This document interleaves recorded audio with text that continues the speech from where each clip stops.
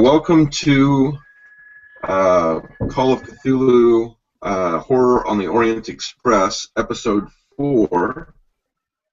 If you've missed our previous episodes and you're just joining us for this one, obviously if you're watching the recorded version, you can catch the other 3 on my YouTube channel, which is accessible from Lovecraft, the Lovecraft eZine website, lovecraftzine.com. If you're watching this live and you haven't watched the previous episodes, that's fine too. We'll kind of catch up a little bit before we get started on what we're doing. Right, Patrick? Yep. Speaking of Patrick, guy on your screen there, if you're in the audience, is our GM, or Call of Cthulhu God, as we like to refer to him. He's running the game. So thank you, Patrick. He's doing a great job. And Patrick, you want to, no problem, for the benefit of anybody joining us for the first time, do you want to explain what Horror on the Orient Express is? I would love to, Mike. So, for the one person that does not know what the Horror on the Express is, it is basically the ultimate adventure. Our players have been dragged into a conspiracy. It's their old friend, a professor named Smith, has hired them to locate 5 pieces of an ancient artifact of tremendous power. Now, the problem is, each of the 5 pieces is scattered across Europe in different places, and they have no idea where it is. But also, is on the trail of the pieces as well is some kind of cult who wants to use the powers for their own nefarious purposes. So, our players must travel across Europe, traveling on the very luxurious Orient Express, one of the highest things you can travel in luxury, all the way from France to Istanbul, and locate the pieces and destroy them, and see if they don't get killed along the way. So cool that it's on a train. So cool.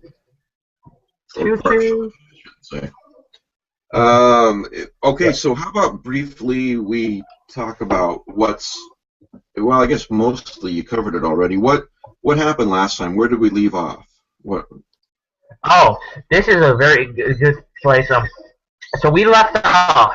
Our players were on the train talking to a very nice diva named Castellano. Who let me get the name out because it's very complicated, and I'm an idiot, so I can't remember. But they were traveling. They were just leaving Paris. I know that. So, does anyone remember? Caterina Cavallaro. Thank you. What, Tom? What'd you say? Caterina Cavallaro. There you go. Yeah, they were traveling along beside her, and she invited them to party with her. They had a good time, and at the end of the day, they went to sleep. But when they started to sleep, they found themselves in a very unusual place. All right. So this episode is going to be kind of a Dreamlands thing then, right?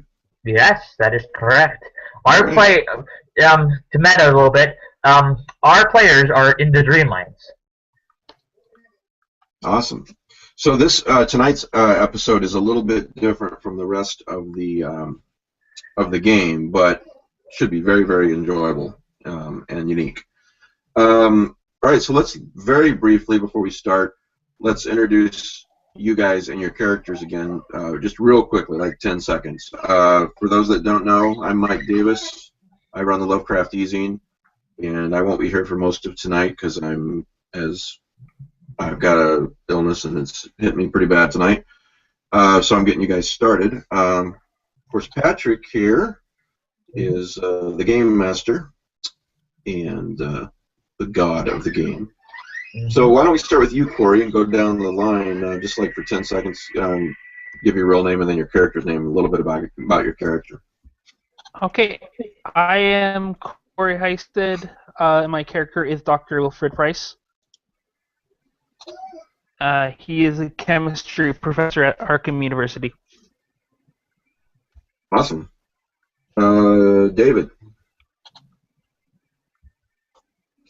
My name is David Burse. I'm playing a character called Nathan Biggs. He's runs a small shop in the United States called the Cauldron, and I deal in antiques and obscurities and collect artifacts from around the nation. I found myself in Europe. I was originally planning to recover and possibly sell or display a Yeti scalp that some Sherpas have claimed to have found, and kind of got myself wrapped up in the middle of this adventure in the meantime. I love your shirt, man. Thanks. That's awesome. Kim. I'm playing Rose Noble. By day, she helps out her nasty old uncle in the family bookstore. At night, she sings in the speakeasy where we usually meet. Okay. Leah? I'm Leah Bond. I play Margot McBraker. Sorry. Start over. Start over. Oh! You gotta do the accent. Yeah. Oh, okay. Well, I have a player, and her name is Leah Bond, but my character is named Margot McGregor, and she is a medium with the local carnivals. And well, she likes to pick up things that she shouldn't. Maybe they end up in places that they shouldn't. I'm a petty thief sometimes, but I also moonlight as the tattooed lady on occasion. But yeah, I'd love to get into places that I shouldn't, which means they were meant for me to get into them. You know what I mean? But yeah, I'm on this adventure with my friends, and so one of our friends asked us to go find these things, and I love to find things. I'm telling you. So we're gonna go find some things. So you're a medium. You're a medium moonlighting thief. Yeah, she's a medium charlatan. Yeah, medium charlatan, pickpockets, and friends with the notorious Walter Wheel. I think the most important thing we learned here is that she likes to get into things. There's no subtext there, by golly. None at all. None at all. The lady just subtext. What's that? I'll tell you when you're older.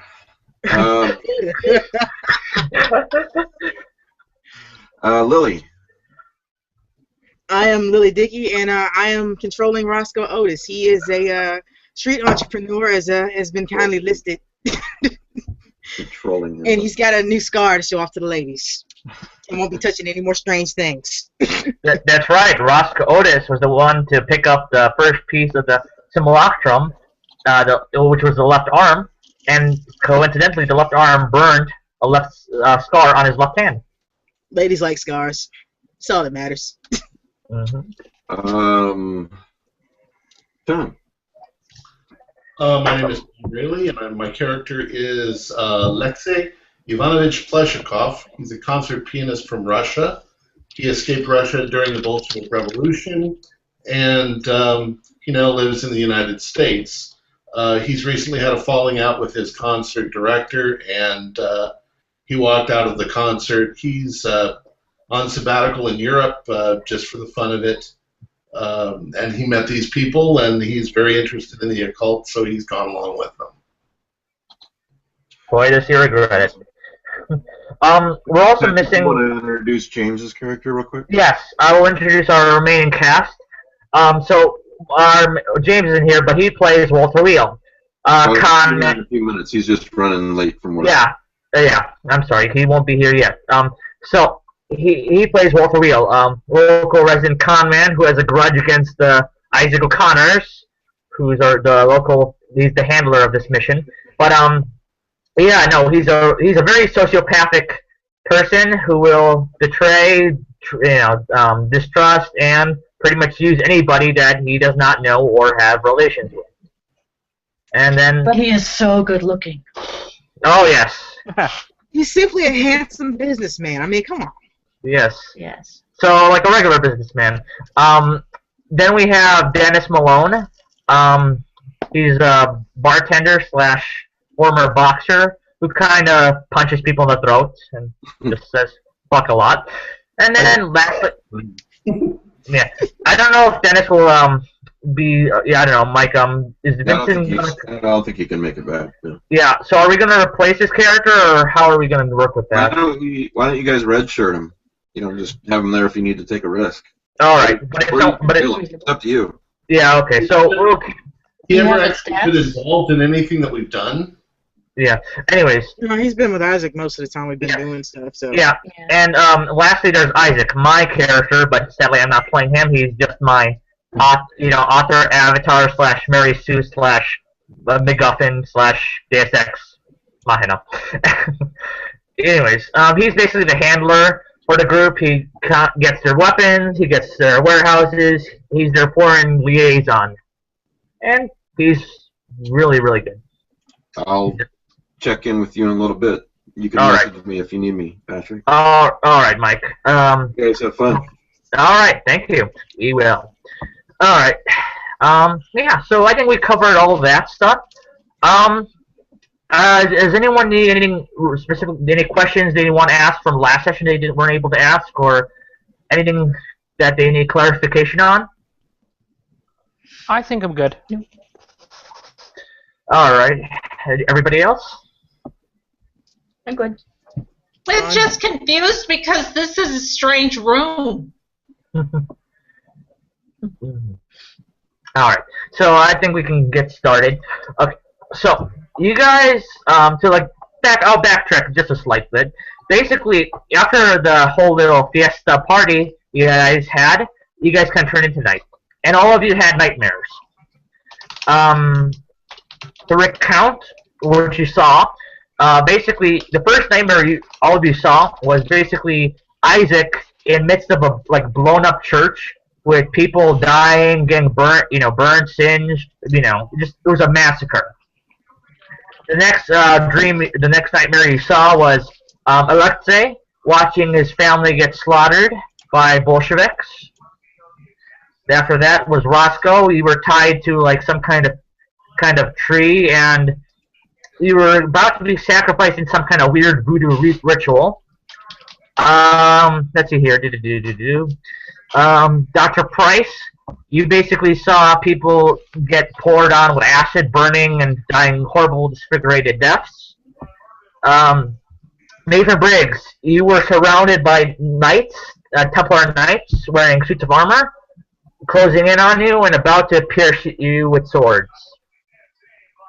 Again, subtext. Kim, Rose Noble, you basically saw both your parents kind of die very gruesomely. Get dragged down into a dark abyss. Oh dear.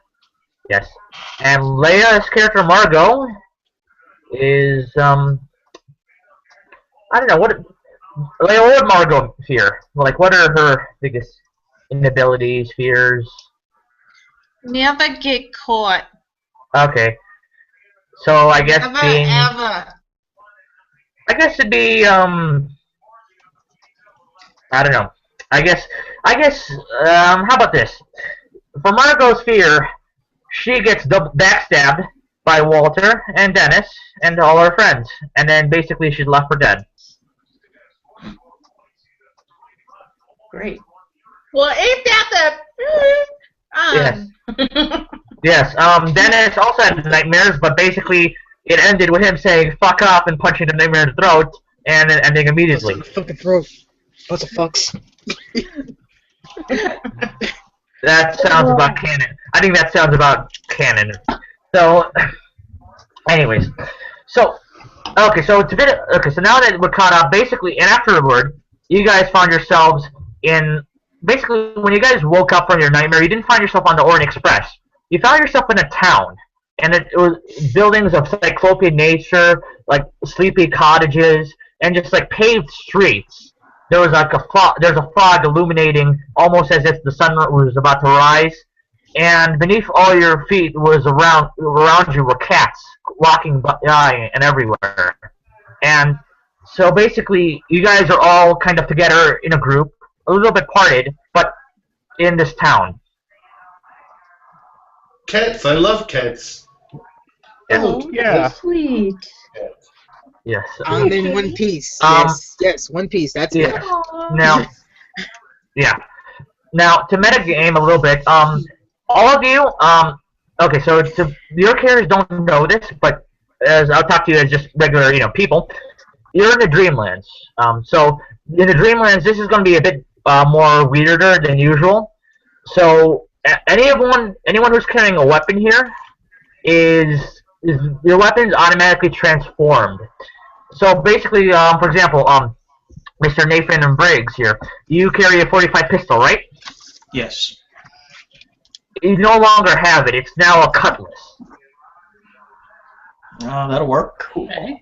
An American cutlass. And you have it like in your holster. It's been transformed into a sword holster. Kim, your small snub-nosed pistol I just gave you is now a small kind of dagger. Margot cutlass again. Let me see here. Who else has a gun? I do. Take me closer. Yeah. Okay. Yes. Hit them with my sword. Yeah, I think I was wearing having a shotgun. Yeah. So that shotgun is now a crossbow. Okay. Why am I the only one with a close range weapon? I mean, I have a. What did I have? I had a 45 and a blackjack on me.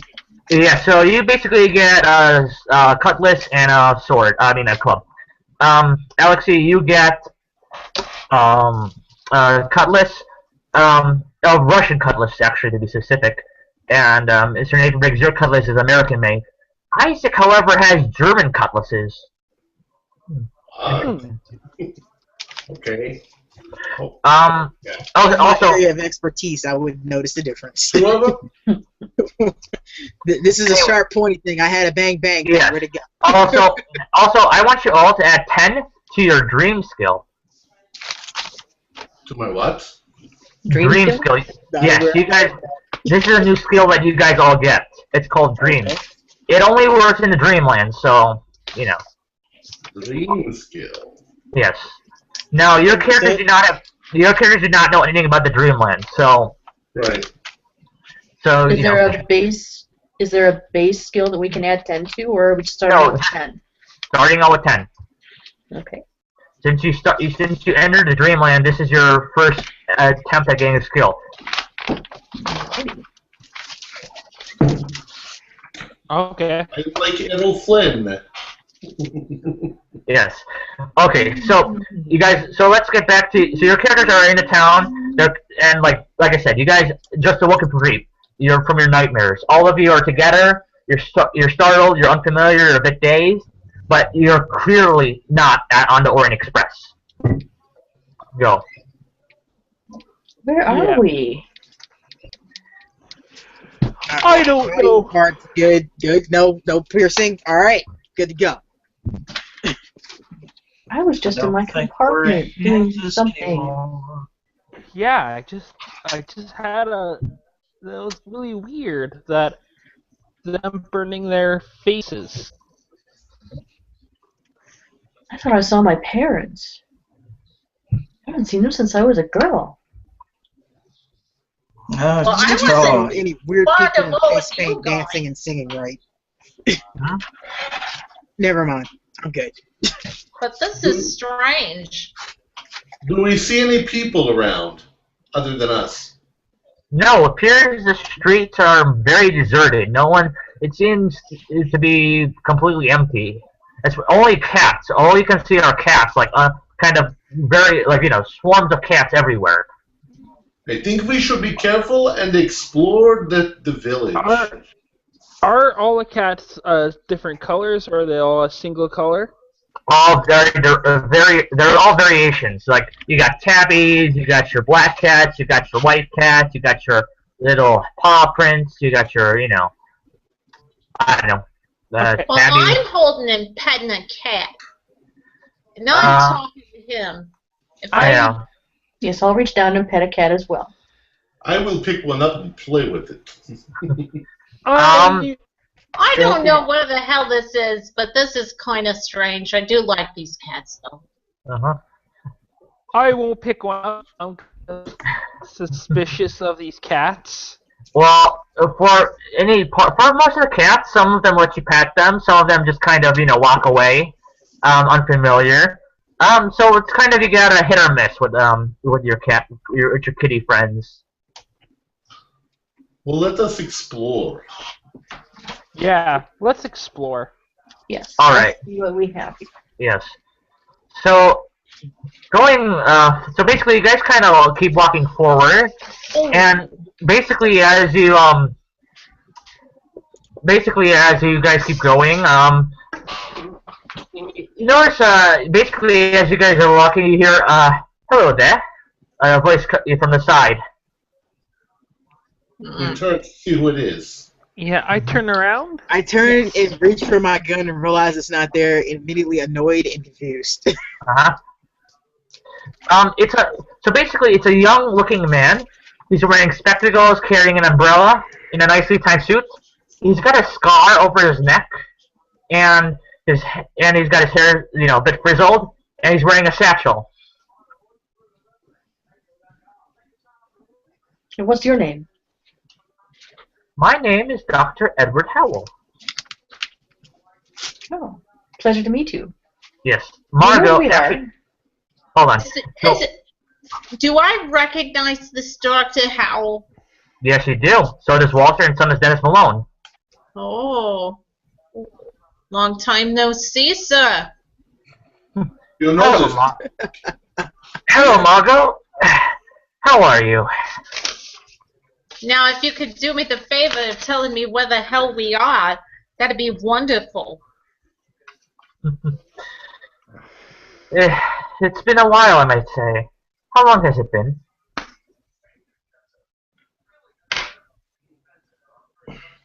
Three months? Time here is a bit strange, I might admit. And I see you have new company. Yeah. Well, you're not where you were you? Of course not. I'd be fast asleep in a cabin right now. But I'm not. You're in Ufa. Not in what? He basically says, you're in Ufa. Oh? Ulthar. Ulthar. That sounds nice. Yeah, Kim, to answer that comment, Dreamland's continuity is, kind of rips time and space and crap. It's confusing. So any continuity errors I do are not my fault. Right, the wizard did it. Mm-hmm. No, the Dreamland is screwed up and it makes no fucking sense. It's like the Matrix. So, Dreamlands did it. Yeah. It's the Dreamlands. Yeah, anyways. So he says, Ufa. And from his satchel, a little cat head pokes out and goes, meow. Oh, hello, kitty. Minister Bubbles! Wait, you know the cat too? Twinkles! Is that Mr. Twinkles? Yeah, that's it. It's Mr. Twinkles. It's Mr. Twinkles! It's Yeah. Mr. Twinkles, hey! You know the flipping cat too? What the hell is happening? Who is this? It's not a flipping cat, he's got 9 lives! It's a flipping everything. Who is that?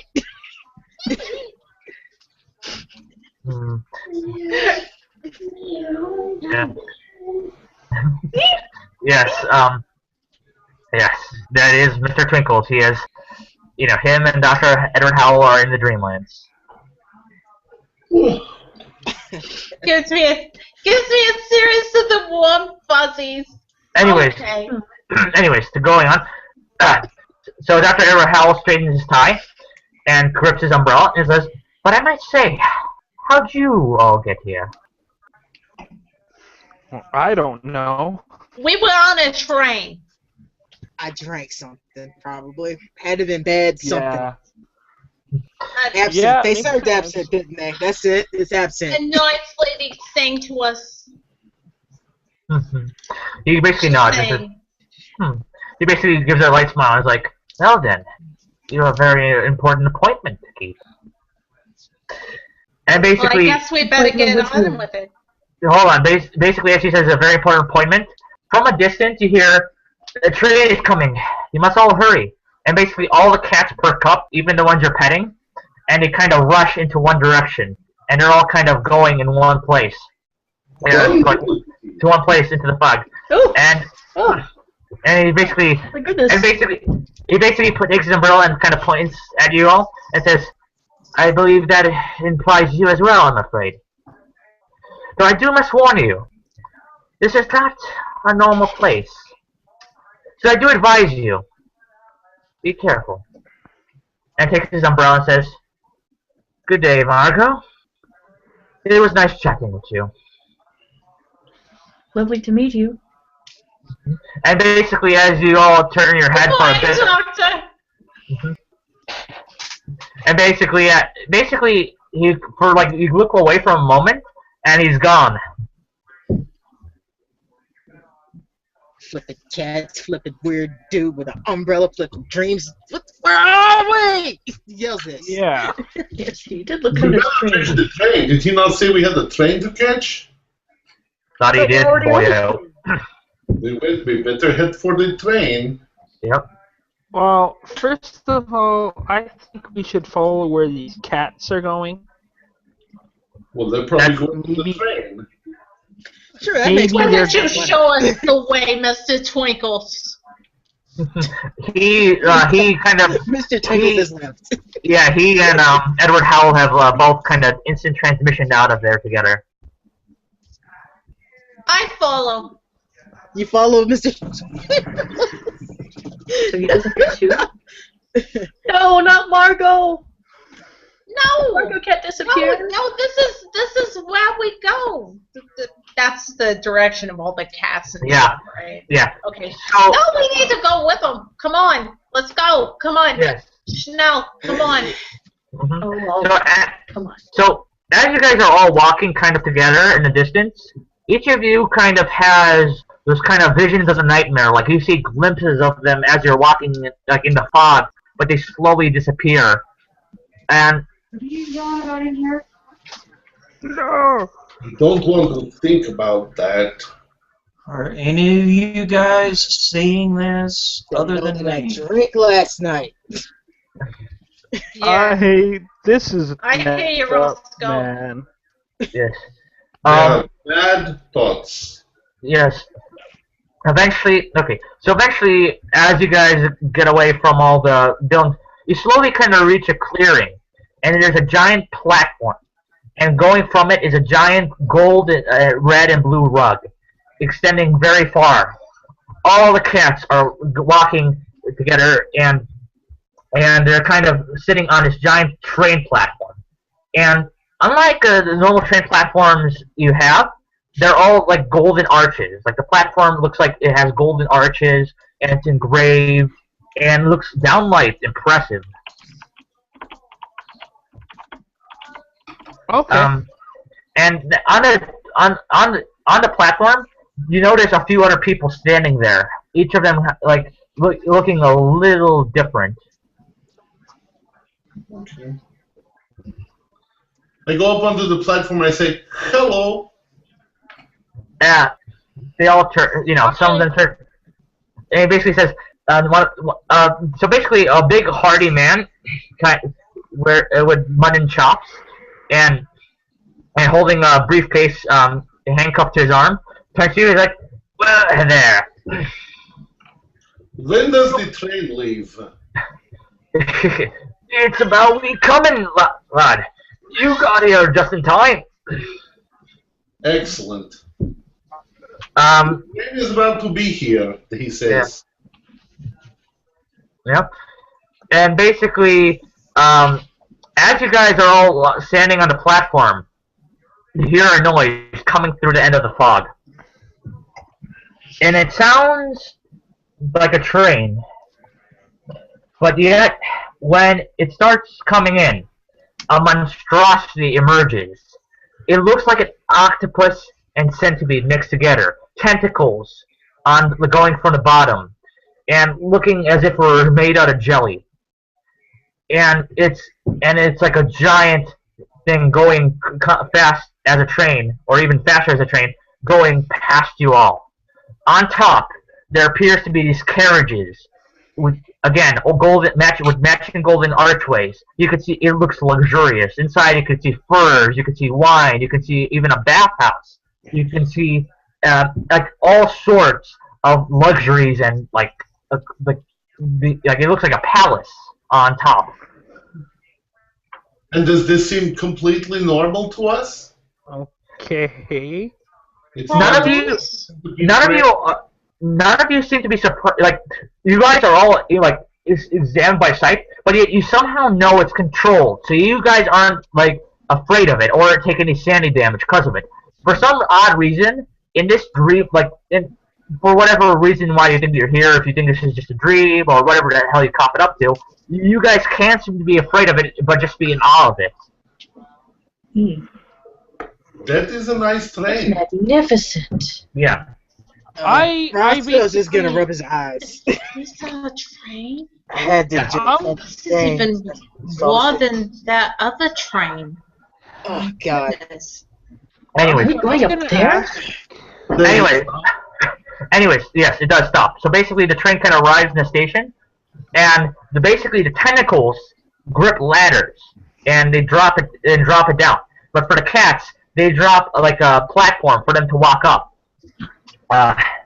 Hold on a sec. Oh, that's nice. Hold on. Fancy. Hold on. So our little furry friends can come with us. Hold on a sec. I'm sorry. Just more things I have to do. So yeah, basically once the train stops, and then basically a guy climbs down a ladder, and basically he's wearing like a golden kind of frock coat, wearing a tri-cornered hat, and his hair is powdered white, and he's wearing this white covered bird mask. Have you ever seen one of those old kind of plague surgeons who had those giant bird necks? Kind of like that, except it's more French. All you can see is the eyes. He's wearing white gloves, and he looks very well dressed. He takes out a stopwatch and says,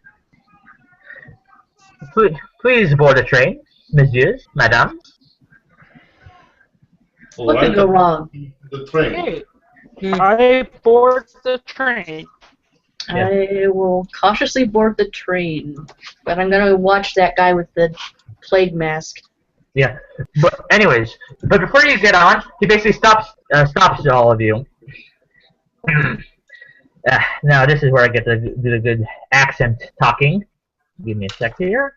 He says, "I see we have more passengers. Welcome." My passport right here. He basically stops you and says, "There's no need for a passport." And basically, basically says, "But you do need this." And basically, he does a snap, and basically a card appears in his hand, and he hands it to you. This thing? Okay. And basically, he hands each of you one. It says, "Dreamlands Express ticket. Human dreamers, or once human dreamers, whose waking self is now dead, may travel to the Dreamlands Express for free. In order to journey on the Dreamlands Express, you must board while asleep on the Orient Express. Once you have slept on the Orient Express, you may return to the Dreamlands at any time, from any bed in the waking world. Once you have boarded the Dreamlands Express, you may return to the same express even if days, weeks, months, or even years have passed. You may use your ticket to journey between the cities on the train servers: Olfar, Defarlin, Zar, Aforat, Tagroin, Uxor, Aria, Sonanil, and Sinarina. If you stay on the train beyond Sinarin, it is assumed you wish to discard your fears at the Gulf of Nodin. Beyond Serene, there is no return. At the journey's end, you will return to the waking world. After visiting the Gulf of Nodin, you cannot board a train again, even as a paying customer, as the world would negate the sacrifice you made. This is a bargain with the Nodins. It is non-negotiable." This is just like that trip I took on that white ship. Yep. Anyways, so he puts his hands behind his back. He says, "Welcome aboard the Dreamlands Express, the land of hope, that lies beyond the city of gold. Here's your free ticket." In the waking world, I was Henry Pieters, a conductor on the Orient Express. I have created my Dreamlands Express for all those who wish to ride the Orient Express. At the end of the journey in the Gulf of Nods, you may unburden yourself of your fears. There is only one journey granted to each soul. That you must understand. If you are ready to ride, then welcome aboard. And he basically he shows you to the ladder with a very elegant hand wave. Let's get on board. Roscoe looks at the ticket for a minute, then what's the real Margo cost? sticks out his hand, says, "Do you want to go first?" Ladies first, I suppose. There's a real cost to this, isn't there? Probably, but as I far as I'm know. concerned, we just drank too much. It's just a weird dream. We won't remember this when we wake up. Pinch Let's me. have fun while we Probably can. not. I'm not the type to pinch a lady under such circumstances, but Look, as long as we don't have to worry about the Baba Yaga, we are fine. not sure what that is, but okay. It is a witch that lives in my country. In a big hut. And she got hut those with chicken legs. legs. That's Yes, with chicken legs. let's just enjoy, okay? Let's just Nice. let's go the ride. All name right, Lisa. all right. Yes. And I lean close to the Margo. Yeah, Besides, hi. there may be some things up there that we can try to get our hands on just in case it's in a dream. You're right. I did see those. The car with the furs in it. So, Madam yeah. like shinies, I've so heard. Oh yes. Oh yeah.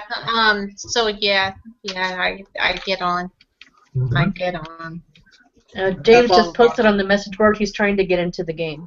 Oh, okay. So maybe you should give a big brief. Oh, there you Oh, No, there he okay, is. never mind. Never mind. Damn, I'm good. that picture of him. James, awaken. Yay. Yay. Holy Your Lord and Walter! Savior demands it. I was wondering Oh, when you were join going to us. come along.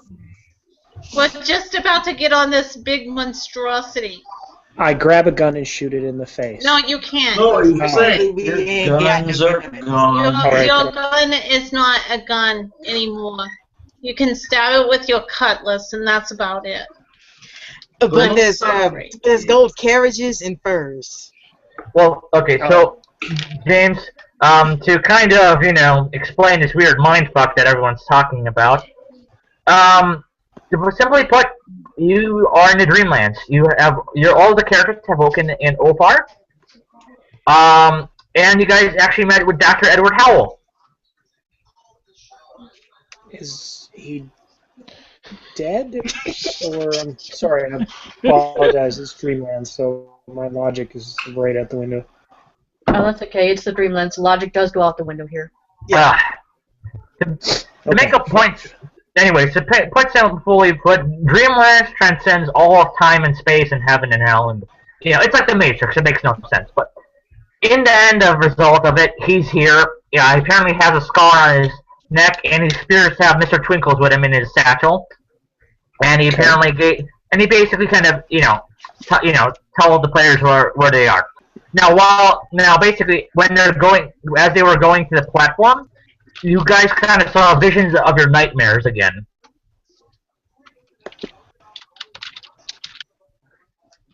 And basically then you guys reach a train platform, and from it approached this kind of monstrous centipede, octopus, jelly-like thing, and on top of it was this giant carts. Each of the carts connected to each other. You following me here? Okay. So There's far. a series of carts.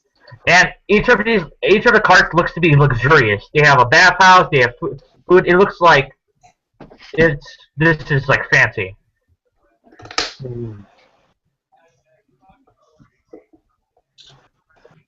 Okay. Wow.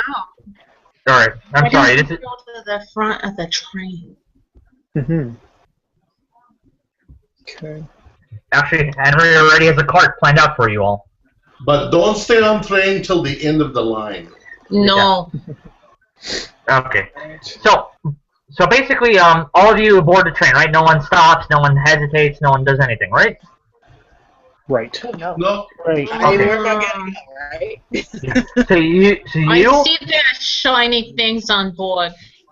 That's yeah, all I saw. yeah. So all of you board the train along with the people who are waiting on the platform, along with the cats who walk in. And again, all of them walk in, and basically after you guys manage to climb into the carriages or carts, basically the tentacles from the bottom of the train kind of grip the ladders and kind of remove them out of sight, and the platform kind of close the platform, and basically everything settles. And then basically, as you guys are walking slowly, the train begins to move, and it's not like you don't feel it move. It's like the train; it moves slowly, gaining speed, and then if you look out one of the windows, you can see the entire landscapes move by. Like you can see the fields and trees and the streams, everything move by. How close are we to the end of the line? You're kind of in the mid. You're in the middle. Hmm. Okay. Oh, and James, also I forgot to mention, you were introduced to Henry Pierre, the conductor of the Dreamland Express, who handed each of you a ticket, and he wears a white bird mask covering his face, white gloves, and has a nice long frock coat, tri-corner hat, powdered hair, and yeah. Alright, so, I think I managed to bring you up to speed in this mindfuck of a session. You said there was a bathhouse? Yes. I'm going to head for the bathhouse. Mm-hmm. Would you, Henry could show you the way if you'd like. Henri, and show me to the bathhouse. Very well. Henry is here and ready to help. And basically walks you to the bathhouse. Now, the order of the train is as follows.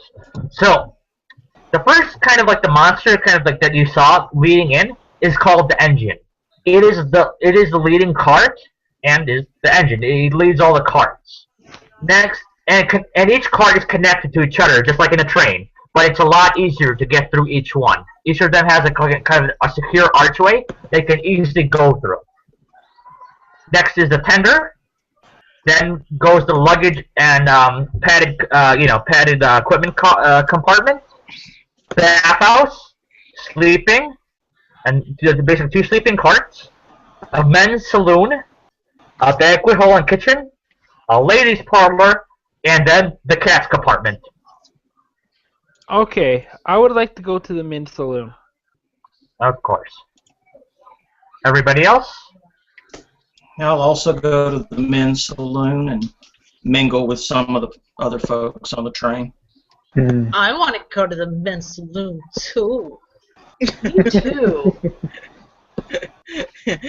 I was gonna look around the cars, but if the ladies want to go, I would gladly escort them.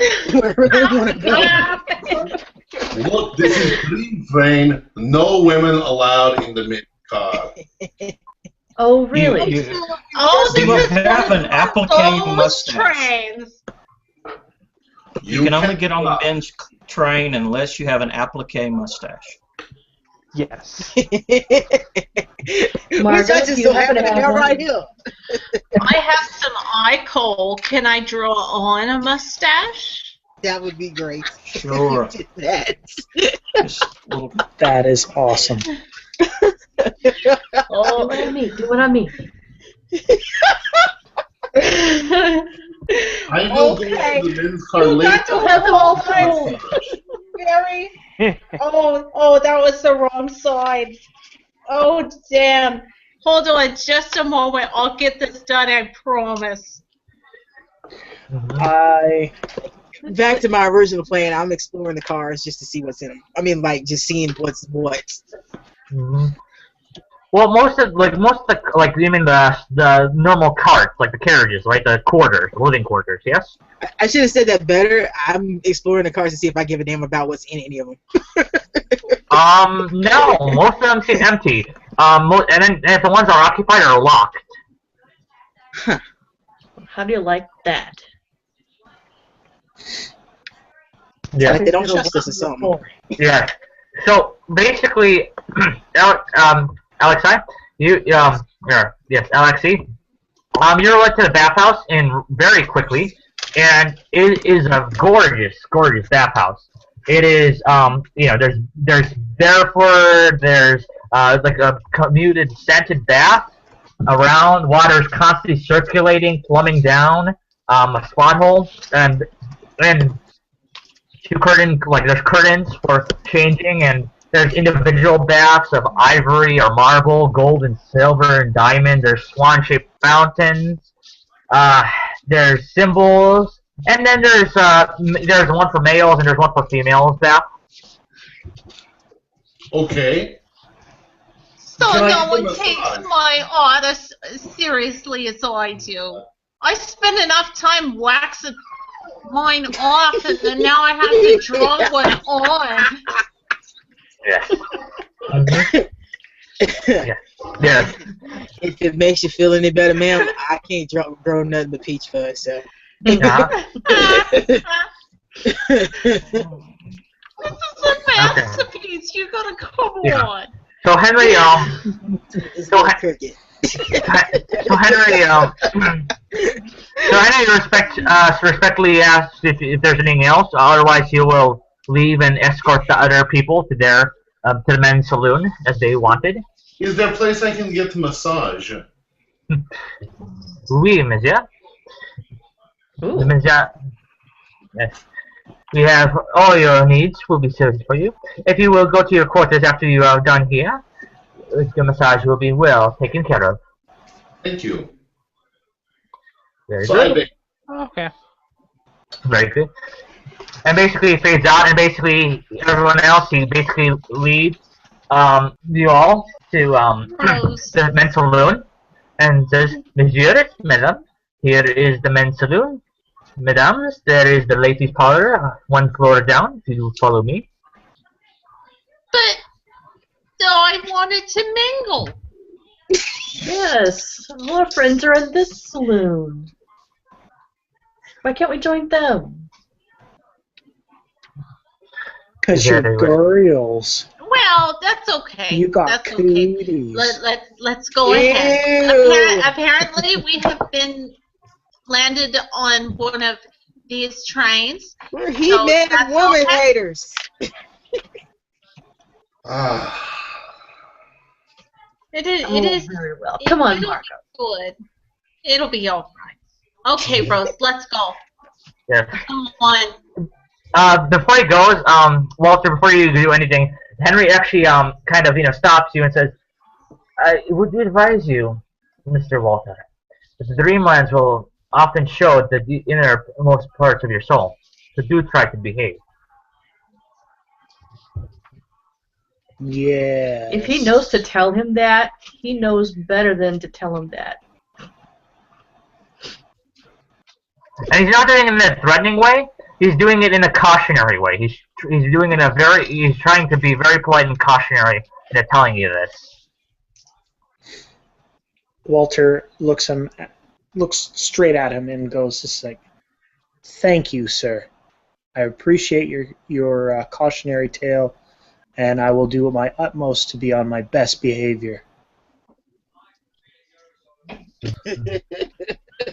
He basically says, "Very well, very well." And basically, Tackweed, Huda stand ready in the men's saloon. A dozen bottles of Glen temporarily in racks in one end. Haunches of venison, ribs, beef, brown bread on the sideboard. Every condiment imaginable. They even have to the men's saloon. Shit. I'm sure you guys got yours too. Yeah, you got your something a little more dainty. Yes. What the women's is So then the women's parlor is a fanciful garden of sweet flowers, fragrant tubes of fountains of perfumes and scents for any kind of occasion. It's an old So they shack get in the meat and we get backyard. flowers. It's all the money we go. We want meat Yeah. too. There are cream and jam laced cakes. Dainty six-pointed sandwiches are at all hands. Are on hand. Yes, it's very peaceful. Oh, lovely. I'll have a cake. So easily It tastes possible. delicious. It I tastes want better to see with the meat, mint though. parlor. Ooh, cake. What do we want to do again? Yes. I'm on my way back to my room. I'm sitting in the room, so we'll probably Yeah. be running into each other. Yeah. Yeah. So, for the sake of purposes, I'll say Isaac and Dennis will most likely be on their way to the room with you, Alexei. Okay. All right. All right. So, as you guys, so all of you walk into the room, and it was somehow, I hate to use the Doctor Who reference, it looks bigger on the inside. There is an entire bench. There's even a little bar, engraved with gold trimmings. There are furs. There's a fountain. There is a giant coated rug, and there's a bathroom on the side, and there's different. And there's two more doors leading to the bedrooms.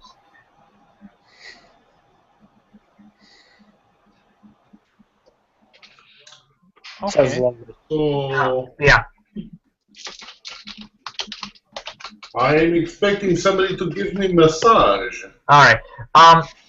Okay. So, while you're so basically, before I go to your massage, one thing I have to ask is, or say is, when you're walking in, you notice something in your compartment.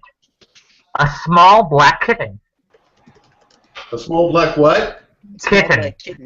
Oh, a kitten. I love kittens. Yes. It seems to be kind of playing around, rolling in a rug, all cutesy.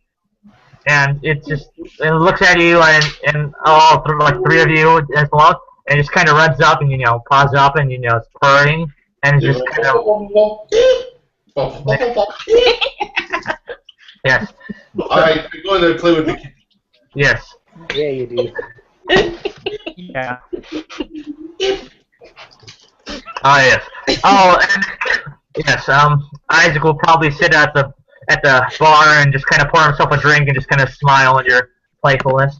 And basically, when Henry comes in and basically notices the black kitten.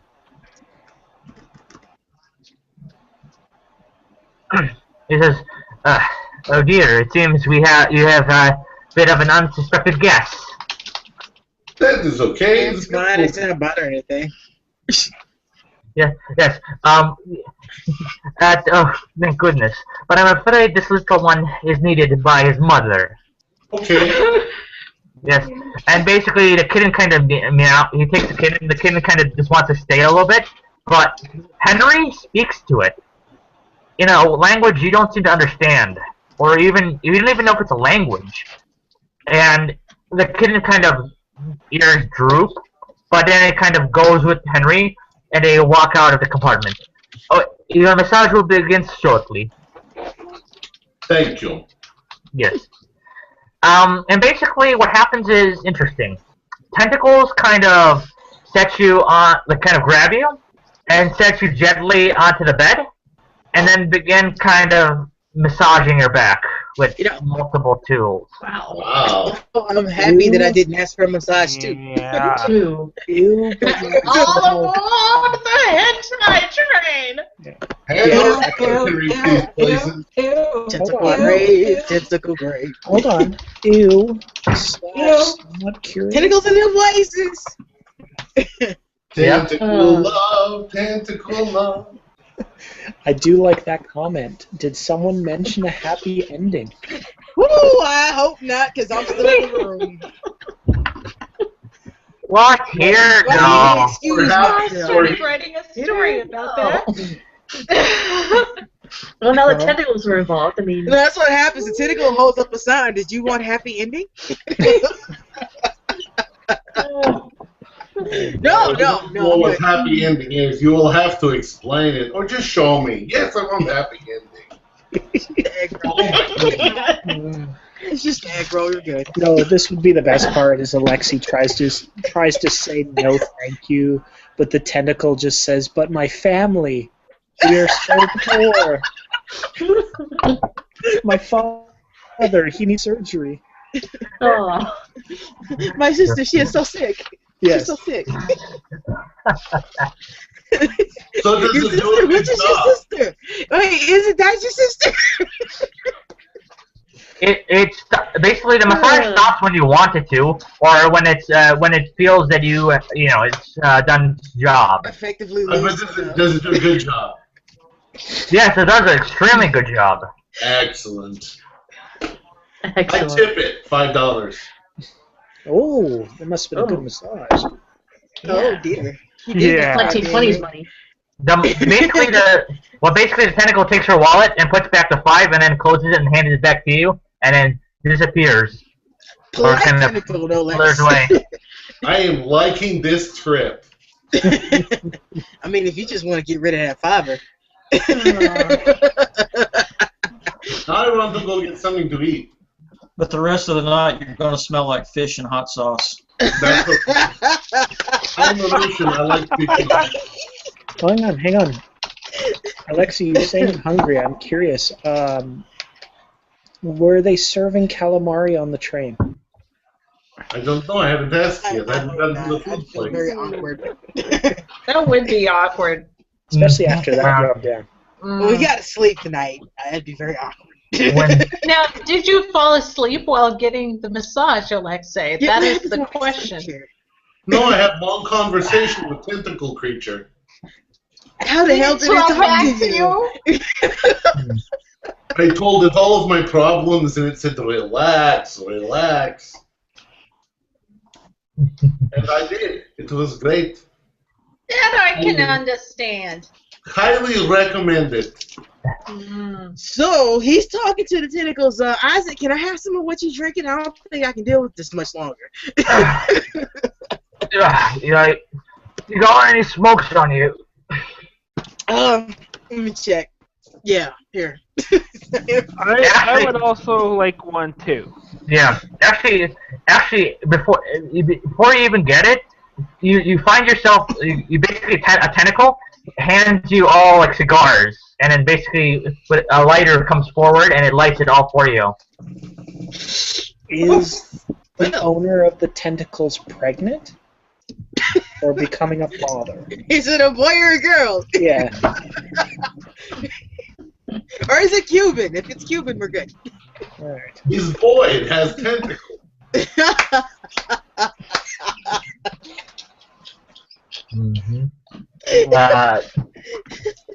Oh, this is gonna go nowhere for a while. The kids up all night.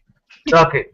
Well, folks, there's a lot of people watching out there. You know, your comments can be heard on Facebook on the public message board. If you want to add to the conversation, Yes. by all means, please post. Yeah, by the way, Kenneth Bundy did post, anyone else get the feeling this train runs on cats? I hope not. I actually like that little fella. Yeah. And It's we more like guests than that would not be wise to use cat. fuel. No. It's just like the internet. Maybe is that's part of the why fact the that train people- goes so fast. No, the internet runs on tentacles.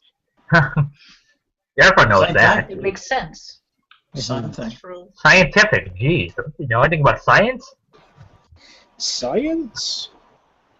In the dreamlands, never. Yeah, Dreamland is fucked up. Basically anything I say goes. So don't you ever question me again. Anyway. Never. Yeah. Never. Yes. So, you know. You know we love you. Yeah. Yeah. No pandering to the Yeah. Stroke. Yeah, so basically, Isaac kind of is sitting at a bar smoking and his cigar and drinking kind of heavily-ish. Walter, Or where are you? I guess I'm with everyone, sort of smoking cigars and enjoying ourselves. Yeah. Basically, you look when you're kind of like kind of looking out the window and then just kind of look to the corner. You notice somebody. Is she good looking? She has a strong resemblance to you.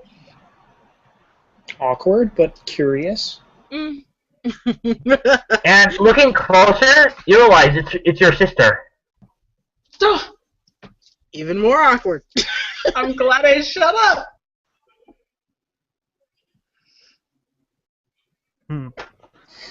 Okay, I do a double take. Meaning? But I don't get out of my chair because that just seems really weird to me. I'm just like, when I do a double take, is the face still there? What do you mean, like double? Like you mean you blink?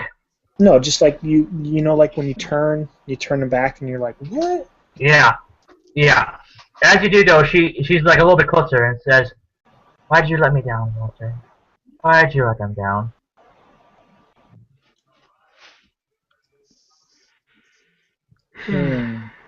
And basically, you responding or?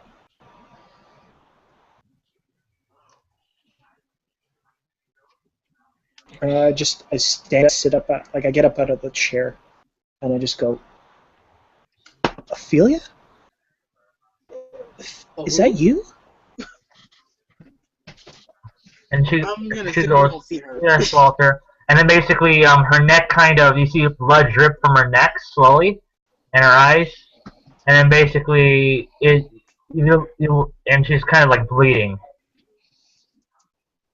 Okay, I look for like a tablecloth or something, like a napkin or whatever, to put it on her throat.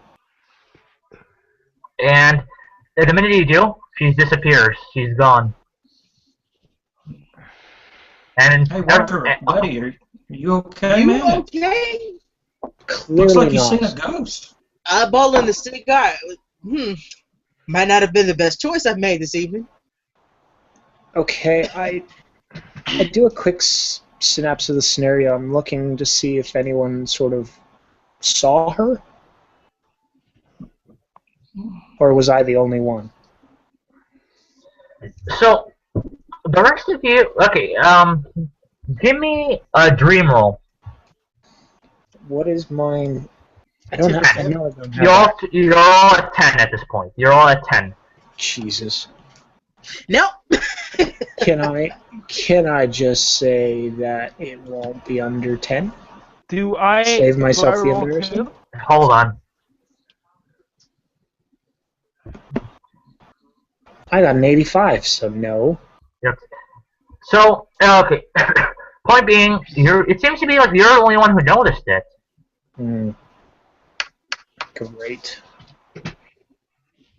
My apologies, folks. It looks like the spirits are getting to me. It's just a weird day. I mean, we're on a train with tentacles and talking cats, and a man that talks to cats. I'm not asking questions anymore. So, I think I will perhaps go visit our ladies, bid them good night, and then call it an early day. Well, it's not night yet. Well, Walter's not caring. It is to him. Okay. Well, give me a sec here. And let me see here. Sorry, just crunching some numbers. Give me a sec here. Roleplay smoking. I can select up Isaac if you guys need to. Isaac can do some other. Well, Walter's just sort of flummoxed. I'm like, what the hell? You need me to walk with you or something, bro? Because you seem kind of edgy. Yeah. If you don't. What was it, bud? I mean, you really look shook up. You guys didn't see a young lady come into the place? No, I think I noticed a young lady. I didn't. I wasn't watching that close, but I saw you go up and walk towards something, and dude, there was nobody there. Great. Haven't even started drinking yet. Maybe you should. Maybe sit down and have a drink now. Maybe that's the solution. Possibly. I just, like you said, tentacles, cats that talk.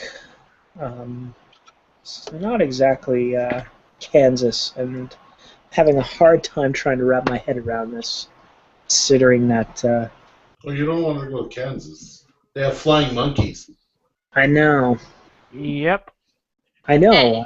I helped stuff one and put it into the carnival. Hey, Let's see here. Mr. Okay, Nathan Briggs, looking in your shot glass, you see like a reflection of a knight wearing a Templar garb behind you.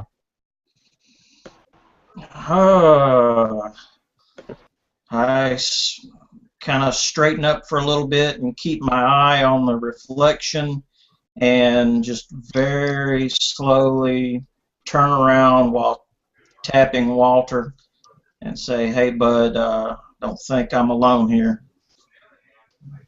Okay. I turn around to see trying to line up where he's looking. You don't see anything, Walter. And Nathan, you once you kind of like look at, like you kind of try to look again, he kind of fades away as well. Well, Walter, it seems whatever mass delusion or hysteria has overtaken us seems to have gotten a little personal with me as well. Could have sworn in the reflection of my shot glass I just saw a knight in Templar garb standing right behind me. Is that anything similar to what you saw, or? No. I saw my sister. Wow. And you know that's not possible. Do you have a sister? No, because she's dead. And has been for a long time. This point, he doesn't say anything, but Roscoe just takes the bottle from Isaac and pours as big a shot as he can and downs it. You know what? Give me some two there, Roscoe. Yeah. Basically, I just kind of like, tries to like hold the bottle, like, easy there, kid. And basically, as he does that, he knows behind Isaac appears to be like a voodoo priest of some sort, carrying a tribal knife with blood. I immediately like back off the stool and like almost run across the room. Holy shit! Bloody hell! What?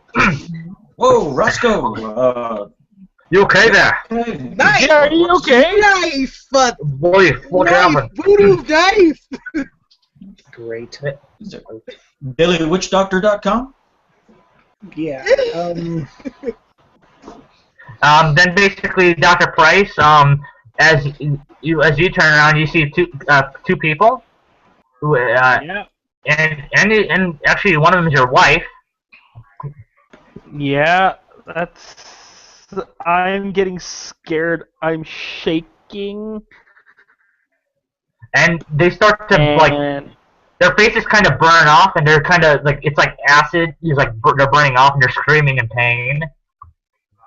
Yeah, I'm shaking in my shaking in the spot, and I'm like, I gotta get out of here. And I start out. Yes. Basically, all right, one sec, and then basically, Isaac seems to be like yelling, "What the bloody hell's going on?" And basically, he turns and kind of stops for a moment and kind of falls to his knees and says, "Oh God." We're gonna take that as the he saw something too. But it seems like while your visions are fading, his vision isn't. It's like it's burning. It's like it seems to be. You could almost swear you see bits and pieces of it. Great, so we're getting a shared delusion on his? Yes. It's bad enough I had to deal with my own shit. What is going on? That is a good question. Yes, and But basically, this is kind of happening in a chain reaction, so you're all kind of struggling with the chaos. And outside, it kind of happens to you as well, where you're trying to calm everyone down, and when you turn for a moment, you basically see Bolshevik soldiers holding down your family, and they basically put their guns to them, and they shoot them all. Okay. I pull out my sword and I'm like, "You dirty sons of bitches!" and I run towards them. Yeah. Sons of peace. And basically, they kind of fade away before you could even strike first. Hey, Alexei, buddy, I think you should put the sword down. My sword at where they were. Whoa! Yes. Isaac eventually comes to and says, "Bloody hell. Bleeding bastard." When's the next stop of this train? Oh, yeah, I almost forgot about Margot. You have your own little delusions. Sorry. And go. Oh, Rose. shit.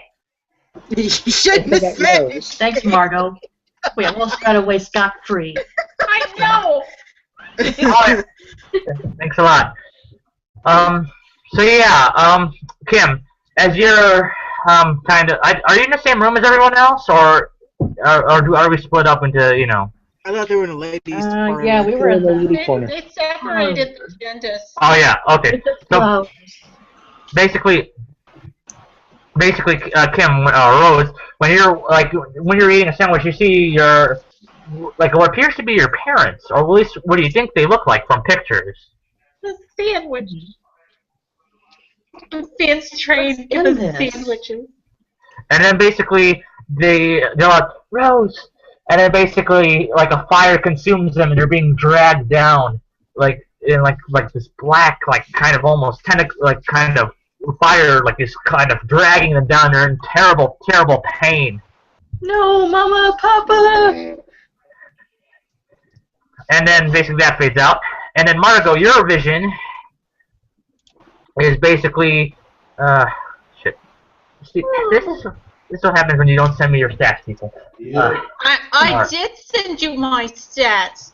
Alright. Basically okay, I have an idea. So basically, Margot, when you're kind of walking by, when you're going to Rose, you basically kind of look above, and you basically see. You remember that monster you faced back in Dunwich? Yeah. It's there. No. It's towering over you, and gives you a mighty yell at you. No. Do I roll sand? No, you don't. Oh, okay, because I've already seen it before. Yes, it is that. This is almost the hentai express, but it is not. Not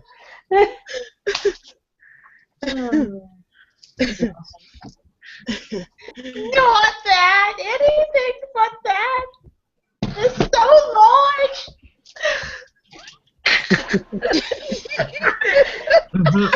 So basically, after a few minutes, after a few minutes, you guys more or less calm down slightly. The visions kind of have stopped, and you're all kind of recovering in each of your own emotions.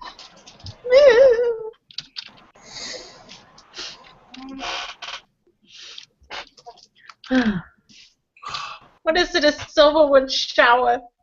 Oh hell.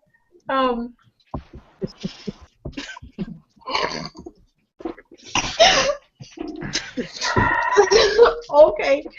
No, I want off this train. This is not fun no more. I want the kitty back. The kitty seemed nice. Yes. Yeah. The kitty cats. Where'd the kitty go? Kitty cat. Yes. Let the Roscoe monster just goes chase down the the kitty. cigar. It's just running his hands through his hair, flipping priest. Ah! Yeah. Ah! I will back to the back to the car I was before, and I'm going to see if I can get anything to drink. Well, one sec. You know, you're all shocked in, and basically, anyone who's in their in their living quarters, Henry comes in and basically says, "My goodness, are you all right?" Yes, could you bring me some vodka? As the minute you said, even before you wanted to say that, a tentacle appears holding a bottle of Smirnoff. Thank you, Tentacle. Shine. I want You some are shine. good I want friend. some fucking white lightning. He's baby drink. Drink this when we are 5 years old. Yeah. Anyways, so Henry goes, "You're alright. You look like you've seen something terrible." Yeah, you could say that. Bad memories. Yeah, Very bad. very bad memories. Harry, All of you. Yes. are I we think so. part of some kind of group drug den that we should be aware of? Like, are we I'm being sorry. drugged against our will? Oh, okay, I didn't hear you, but okay. It says, no, it is when you enter the Dreamlands, a part of you comes into reality. A past, a regret, a fear. Something that may haunt you, maybe minor or maybe major. Here, it becomes a reality. Oh, goody. I made the Dreamlands Express for the purpose of dealing with your fears. Sicko. All right. I made, anyways, he goes, I made the Dreamlands Express is the sole purpose in order to deal with this. And each of you has apparently a past or something else they wish to or must confront. Is that correct? As long as I have vodka, I will try. Yeah. So I gotta go back to Innsmouth and look at that big gigantic thing again. That's what she said. I didn't put it to rest the first time, so I've gotta do it again. He basically shakes his head. No. You must your fears. You must make your dream luggage. You must make your piece into a physical form. When the train the Dreamlands Express reaches the pit of nuds, you may drop it in, and you may let go of your fears. But what about us? It will not hurt you. I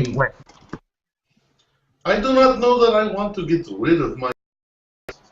They are what makes me who I am. I am angry at them. I want to kill them all. And I don't want to stop not wanting to do that. I cannot simply ask. I am not forcing you, nor will I ask. I have given this option for those who wish to unheavy their burdens on this train. To Well, those of you, my biggest... hold on. So basically, it goes to those of you that have lost. He looks at James. He looks at you, Alexei. He looks at you, Rose, and kind of and even to Dr. Price. Yep. To those of you who've done some things they regret. He looks at Isaac and who kind of looks away, ashamed. To those of you who've seen things that they maybe wish have not seen, and looks at you, Margot. And then basically looks at you, Otis. I will not force you, nor tell you what to do. If you ask for help, I shall give it. But this is something you all must come to terms with, if that is what you wish to do. If not, then I will respectfully respect your wishes. If we don't, can we still leave here? Yes.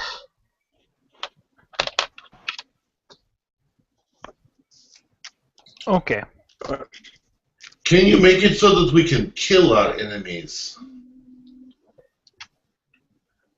Only you can kill your enemies.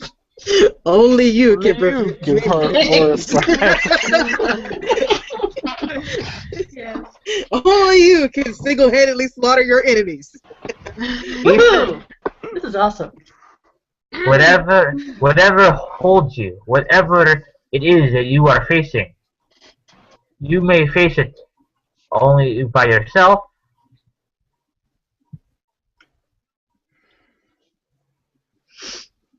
The only thing you and your friends may offer you is aid in helping you do that. How do we do this thing?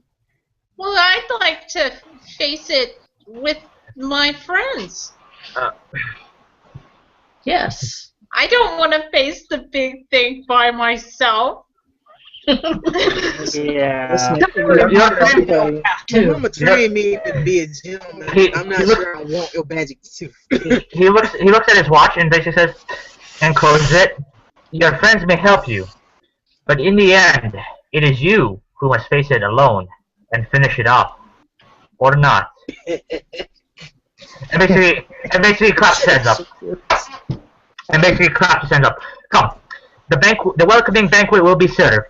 You may all associate with other passengers and perhaps relieve yourself of the stress that you have all caused or have been caused of.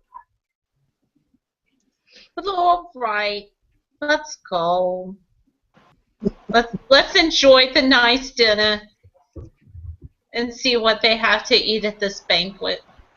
Yep. Certainly a little bit better than bologna sandwiches. Come on.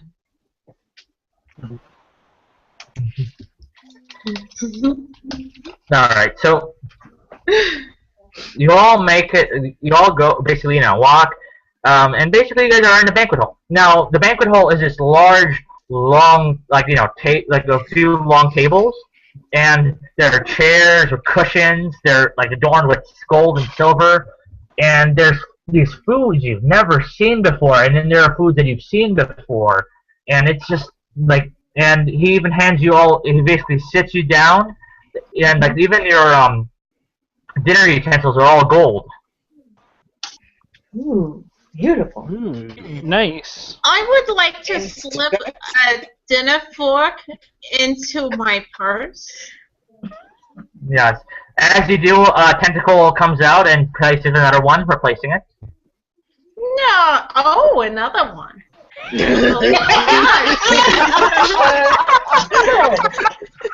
Hang on. Walter tries an experiment. Hang on.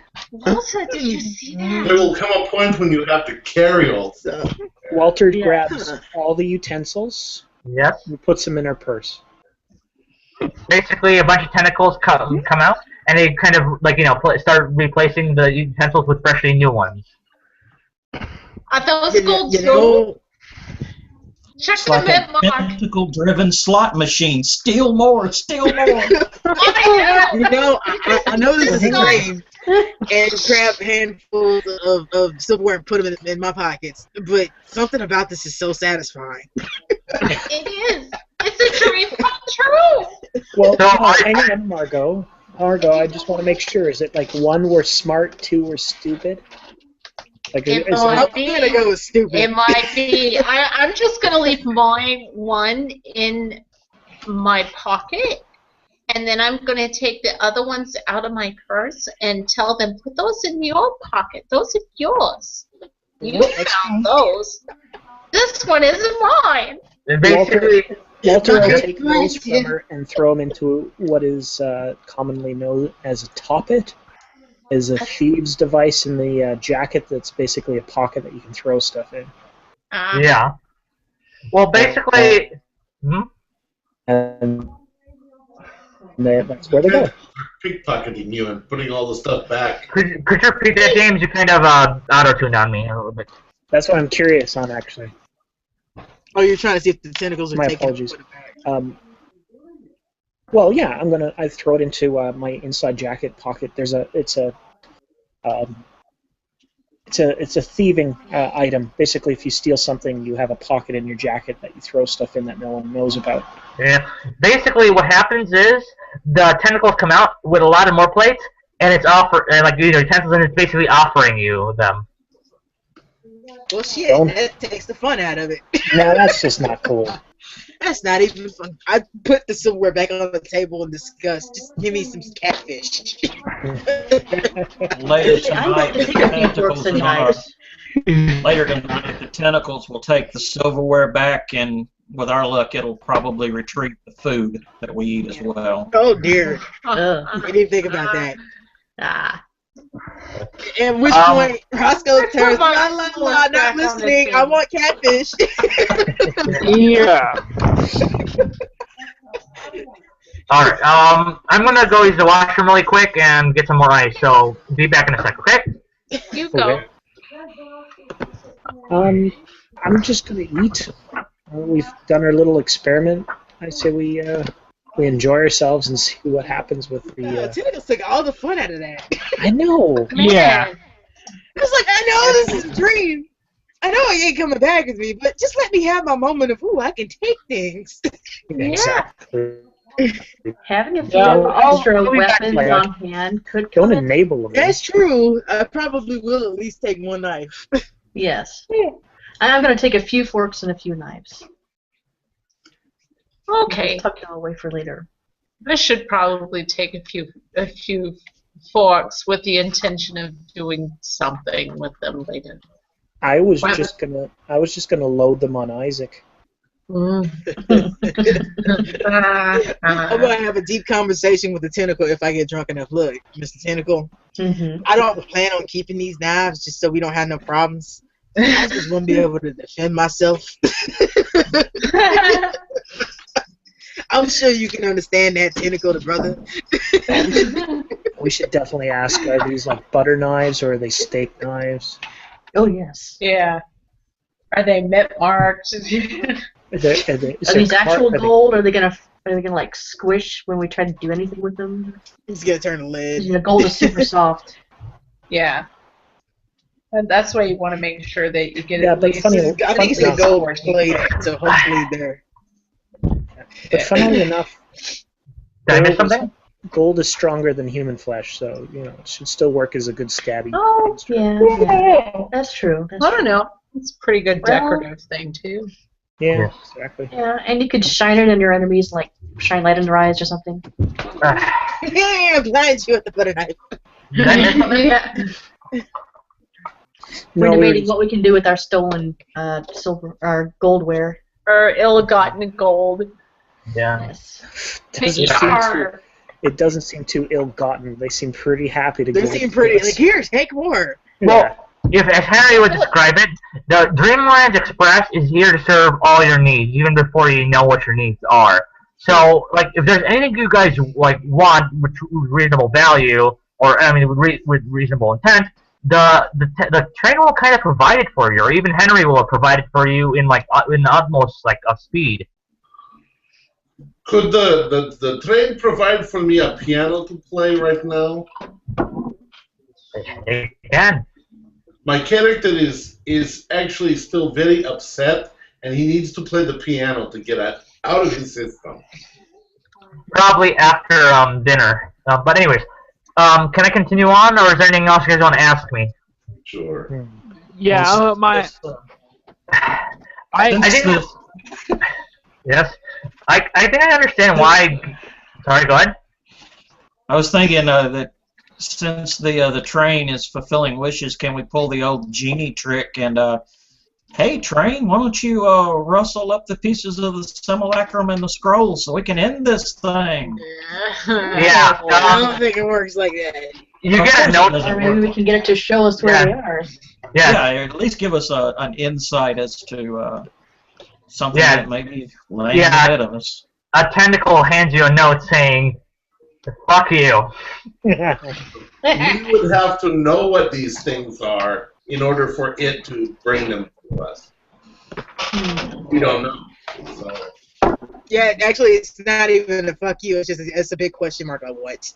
No, it's fuck you. I work hard. I do not need more work. I get on my plate. Long, lengthy, manifesto about why it hates people. Just for that, I'm going to take 7 more forks. Nah, I'm still gonna have my drunken conversation with the tentacles. Look, I don't want tentacles in their loopholes. Well, here, Walter. And I plan on giving these knives back when we're done. I don't feel safe right now, man. You know, I just realized this, why GMs don't run Dreamlands campaigns that often, because it's so fucked up to say this stuff out loud and describe what the hell you're seeing. Oh, we said words. Before you jump on that, you said that the tentacles sort of get what we want, so it's like, so Walter puts his fingers to his forehead, or his temples. Yeah. And he imagines his 4 decks of cards, all squeezers, a stack of $1,000 bills, about the size of my thumb. Okay. A Ortolan bunting meal put before me with a bottle of sherry and a glass of absinthe, and sees what happens. All right. Could you repeat each one of those one by one for me? Because I'm, so I can. 4 decks of cards. Okay. Yeah. Okay. So a style called squeezers. Yeah. Okay. So yeah, the tentacles kind of, set the cards down gently, nicely, in a secure manner. They look fresh and new. Okay. The bottle of sherry. Oh, that is provided immediately in an ice. And the Ortolan bunting. It's but to be cooked in the bad way that you're not supposed to. The illegal bird that you're not supposed to eat from France. Oh yes, they do. They give you a nice plate. Well, shit. I honestly didn't think they were going to do that part. I almost feel bad now. I don't really want to eat this. If you don't want to eat it. Then they take it back and it disappears. All right. Wait! Fair enough. But it's the forbidden one. You don't really want to eat that one. It's a dream. What was I gonna say? Anyways, if I can continue on a bit. So basically, while you can ask for multiple foods and stuff, basically what they prepared for you is kind of a welcome banquet. So there's like a food already out. So there's a cream of turtle soup, grilled elephant pads stuffed with truffles and sweetbreads, spit roasted pheasant and quail and partridge, boar's head a la mode. That's boar, you see those boars with apple stuffed in. Fruits, nuts, and spices from Siderian groves. Sauces prepared by the sublist of cooks suited for the pale test of every feaster. I did not notice this stopped in this Sarnath. I was not aware that this train went to Sarnath. Anyways, drinks menu, pearls from wave-washed metal dissolved in vinegar of Christ. The wines of Shrub in Pollen, the Kefalian Hills, and Mount Aran, Zog, and the ON 3 wine.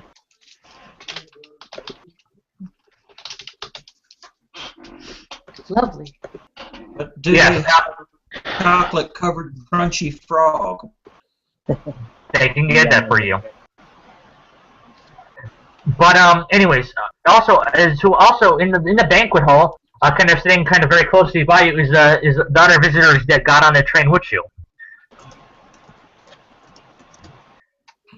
And basically, basically I'll describe each of them in detail. The first one is like a jolly old fellow. He's the sideburns, and he's got his hair. He's got like white hair, and he appears to be wearing a nice, clean tuxedo. and talks with a Scottish accent, from what you can gather. The next man appears to be wearing a kind of like a fur-lined coat, with a mustache, and he has black hair slicked back, and appears to be sitting looking out the window, sitting kind of a bit distant. And what you can gather is he speaks in a Russian accent. Ah, I'll go talk to him. One sec. And then lastly is a woman in an Elizabethan dress, like a very old style dress, wearing a collar, with red hair parted, and she appears to looks pretty old, and she's also carrying a heart-shaped luggage, and mumbling to herself a lot. Interesting. Walter, we've got a crazy rich lady. Might be right up your alley.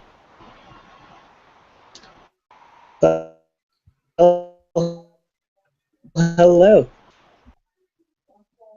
Mr. Biggs. Is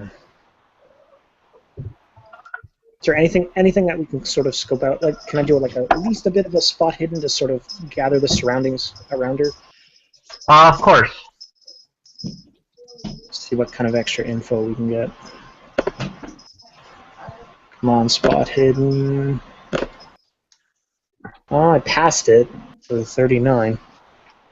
Well, from what you can gather, she looks very old-fashioned. From what you gather, you don't think people should dress that way. And also, you notice her saying the oddest things like, "I won't let him have it. We'll never have it."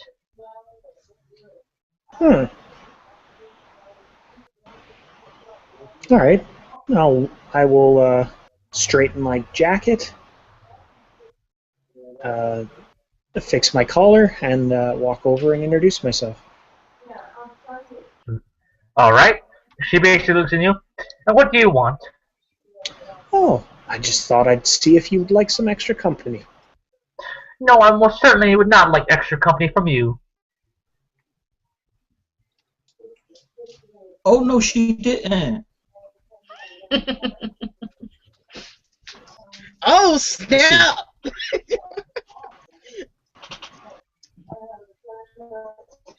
Well, I guess we can hang it up. He's the best looking guy we've got in the bunch, and he just struck out. So Yeah, we'll have to resort to plan B, knocking her unconscious and rifling through her pockets. Yeah. Yeah. Well, hold on. She's, I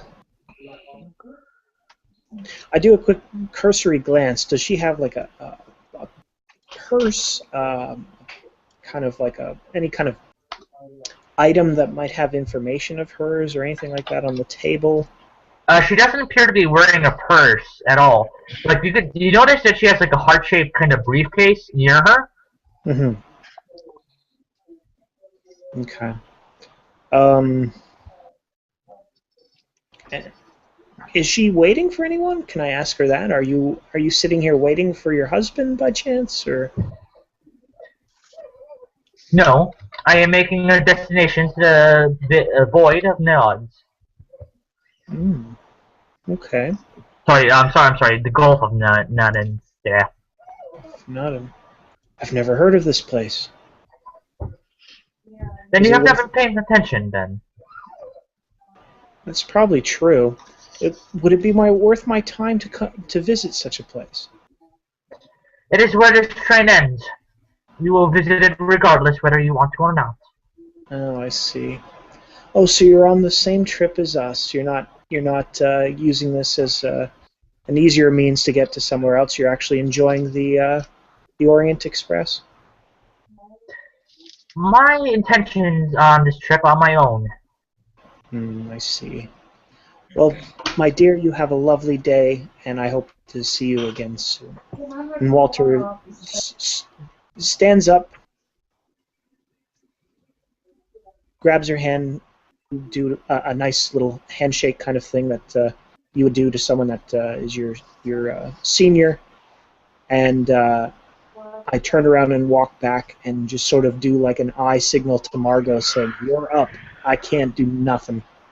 Well, okay. The handshake thing does not work. She doesn't. She appears to give you a funny look when you try to do the handshake thing, and just and then you're kind of forced to just walk away without the handshake even. That's fine. I turn around and I just go to I do that little eye thing to Margot. It's like, "You're up." Point taken, sir. I think she might be gay. Shh. We won't talk about such things on this train. All right, fair enough. In the ears of good company. So I wander up to our lady friend, and my goodness, I've never seen such finely crafted luggage before in my life. Where might you have gotten this? Are you a fool? I might very well be. I do not waste my time with fools.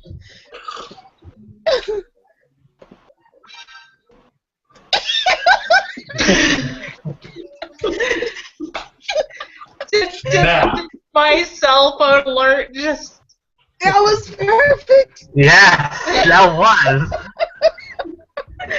Oh my god, because these are noise canceling, so I guess that must have been pretty loud.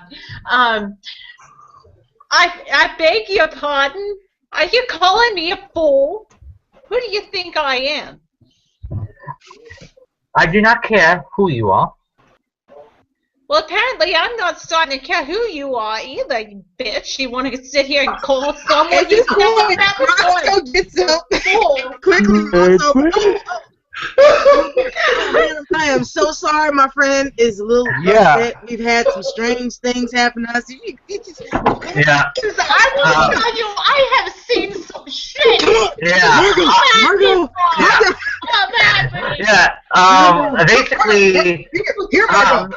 Yeah, Isaac and Roscoe, you both dragged Margot away, kicking and screaming, and just like the other one just kind of looks away and says, "They had to just take her away," and then the other people like raise their eyebrows and say, or they're like, "What the hell, look?" I try to have a polite conversation with the lady, and she sits here and starts insulting me. So of course I'm gonna start flinging insults we back got at her. bigger problems than that lady, okay? So just calm down. I just wanted to tell her she had a nice bag. Let's find ourselves a center and just take some deep breaths. I will grab her bag and I will hit her across the head with it. Hey, look, just Patrick. calm down. Yes. In the light of said kerfuffle, Walter would like to walk by and borrow the bag. Yeah, because clearly she's going to be distracted. Yeah. Yes. And I rolled a 24. Okay. Well. Yes. I have to say, it's completely negated. The tentacles grab your arm and kind of do not let you grab her. Dang it. Wow, that's nice to know. Limit. Well, clearly this train doesn't have my best interests at heart. We'll start sprinkling salt on these tentacles. Well, you're trying to kind of It only works on slugs unless the hold on. tentacles are wet. Hold on. What you're trying to do is like basically take this like woman's property without her permission, and and if someone were to do the same thing to you, it'd do the same thing to the person trying that maneuver. This the train respects each person's privacy and make sure that nothing, nothing. I was going to say, clearly this train does not know who they have on this bloody ride. They do now. Obviously. Yes. Anyway. Drink this, Margot. Drink this. Yes. All right. More smoke, start fooling around. Need to smoke? Just calm down, yeah. I just need another. Just hand me another bottle of red. It'll be all right. Basically, after you guys kind of calm down, the big the chubby Scottish guy comes up. It's like, oh, you all right, lass? Yes. Now, funny, I don't think you look like a lass there. I don't know. I've heard he's been called something like that before. There are varying Patrick, I'm degrees sorry. Were here. you talking to me? Yes. Okay. Thank you. No, I'm quite not all right at all. This sort of twat over here thinks that she can call me names. And Rusty I don't takes know off who his the hat and hell starts this- fanning her. Calm down, woman. Yes. Basically, he says, you've got a fire in you, lass. I do not take kindly to being insulted. No doubt. He basically introduces himself and says, "My name is Mackenzie. Mac to my friends," and basically offers you a handshake. Hi, Mackenzie. Hi. Hello, kind sir. Pleasure to meet you. Well met, good sir.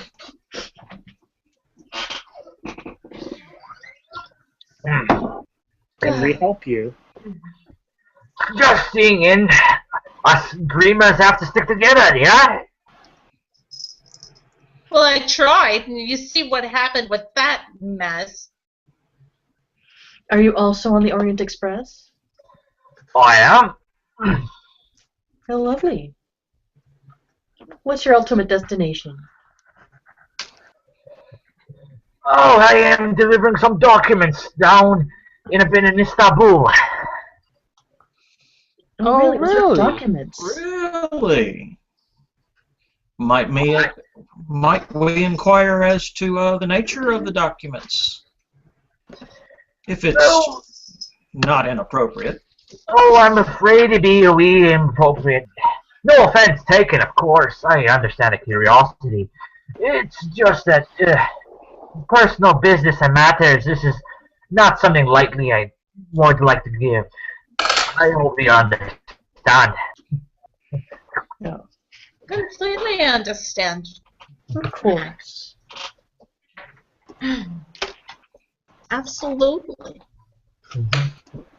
So, are you delivering the documents for your employer? You could say that.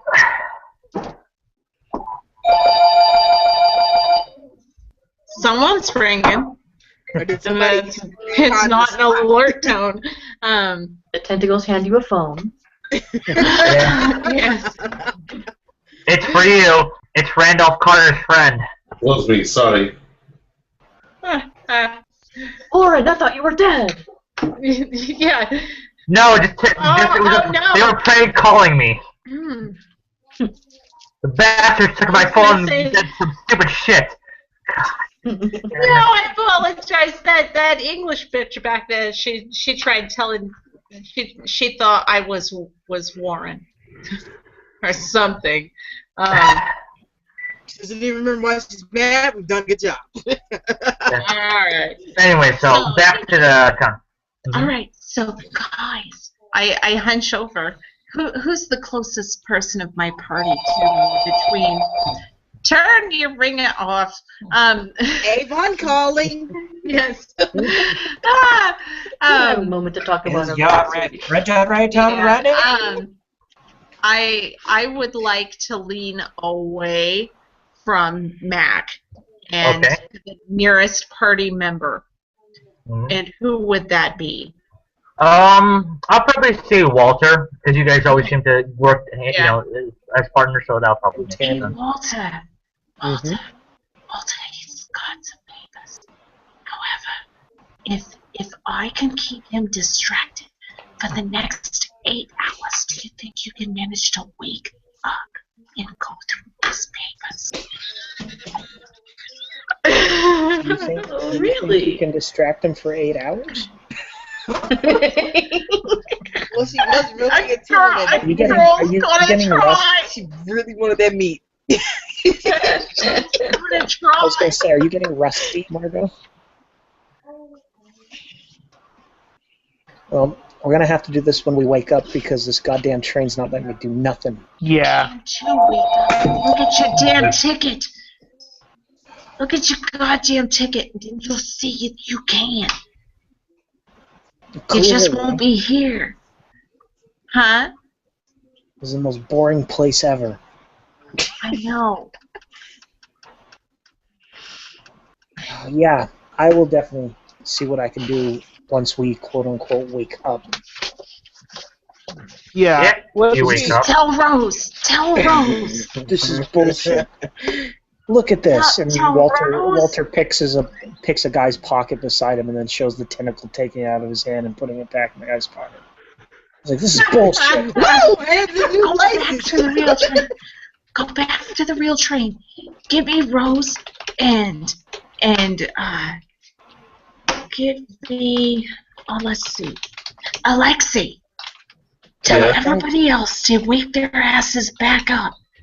Cause Nope. I gotta keep this gentleman occupied for the next 8 fucking hours. Can you find out at least where this guy is staying? So you don't He's have to on do this for 8 he's hours? on our train. Yes. You He just may got not be on the.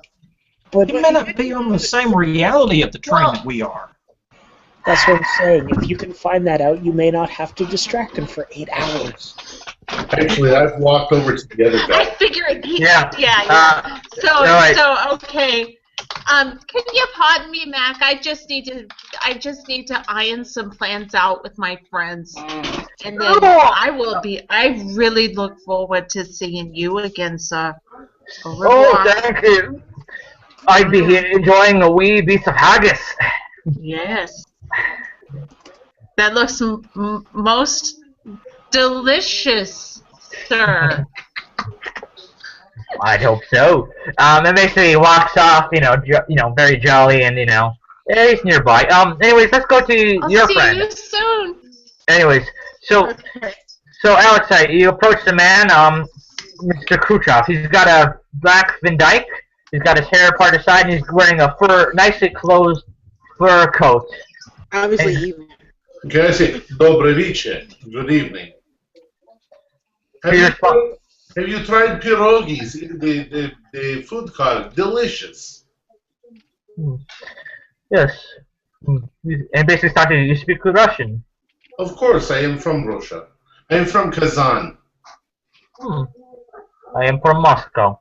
Oh. I've been to Moscow only 2 times. I studied in St. Petersburg. I am a concert pianist. Perhaps you have heard of me. I am Ivan Pleshikov. Nickel, the hell's my name? Alexei. Alexei. There's so many aliases. Wow. He's incognito. Yes. Basically, he nods and says, yes. I do believe I've heard of you. I do not think I've had the pleasure of seeing your performances. Oh, well, next time you are in the place where I'm performing, come backstage and I will give you a ticket. I thought for sure you were going to be like, what better time than now? Walk over to the piano and start playing. I do not know if that will be possible, but in this world, who knows? Are you enjoying your trip on the Dreamland Express? Enjoying is irrelevant. I have business I have to attend to on this train. Oh, you have business on the train. May I ask what sort of business you are in? Wait, are you asking what kind of business is he in? Yes. I distribute and manufacture arms to all those who have to purchase them. Who are you? Tell me, whose side are you on? Do you think you like the the White Russians, or do you are you on the side of the Bolsheviks? He basically sides and says, "Which side is my own?" And I do not see why my side concerns you. Are you selling arms to the Bolsheviks? I smell another fight. Basically, Yeah. you basically hear Isaac kind of like, whisper to you. It's like, hey, Alexa. All right, what do you want, Isaac?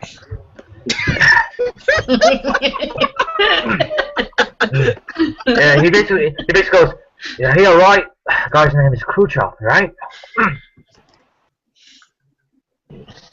Do you know this man? He nods. Aye. Bastard sold us our weapons for the IRA. Word is, he sold to weapons in the Great War. Sold to any side willing to buy it. Word is, he made money, £1 per bloke killed. Bastards richer than hell. Did these So guys he's an know? idol of yours. Also. I am thinking of something that I would like. I would like beautiful, jewel-encrusted dagger. Oh no. The train will not provide you weapons. What? There goes my hope to get my blackjack back. All right, well, What about a letter? how about It's technically a weapon. A good Anyways. way it's not a weapon. Anyways, floating cigar? hold on, yes, but hold on. Beautiful box. Alright, hold on a sec. Yeah, we have forks and knives, Hold on a sec. Okay. Okay, so basically, so Isaac also kind of says, also, word is he's got himself a bit of a health problem. Go on. It's hot. He wasn't saying his heart's getting weaker. Some kind of infection. If he even has a heart. I just, I don't think I will go back over and speak to that bastardo. I'll go talk to old woman who's bitch. I think He wasn't annoyed enough. yes. Yes. You might have better luck with her than I did, that's for sure. I think at this point, piano if you music try to talk to her, too, she'd probably leave or even complain to Henry, and that would cause some problems. So I would not advise it. All right. That's not fair. Although, that was a beautiful way that you asked that question, by the way. Oh, shit. Oh, Mac! Hello! You better Well then, vodka. Yes. So basically, the train kind of keeps going on, and eventually, Henry comes in serving you all, and basically, you guys all eat as much as you'd like.